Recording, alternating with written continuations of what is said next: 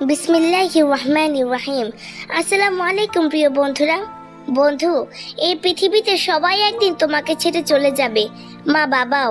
কিন্তু জানো, একজন আছে যে কখনোই তোমাকে ছাড়বে না, বরং যখন সবাই মুখ ফিরিয়ে নেবে সে তখনও তোমার দিকে মায়া ভরা চোখে তাকিয়ে থাকবে।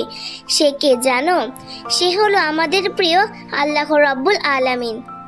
রাসূল সাল্লাল্লাহু আলাইহি সাল্লাম বলেছেন, আল্লাহ তার বান্দার জন্য 100 অংশের দয়ার মধ্যে 1 অংশ দুনিয়াতে পাঠিয়েছেন, আর সেই 1 অংশ দিয়েই মা তার সন্তানকে ভালোবাসে, পশু তার বাচ্চাকে আদর করে, আর 99 অংশ তিনি রেখে দিয়েছেন কিয়ামতের দিন বান্দাদের জন্য। সহিহ মুসলিম হাদিস 2752।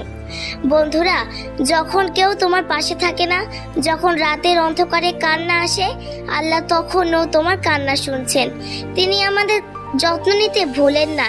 তিনি আমাদের কতটা ভালোবাসেন ভাবো। প্রতিটি হৃদকম্পনে আল্লাহর মমতা জড়িয়ে আছে।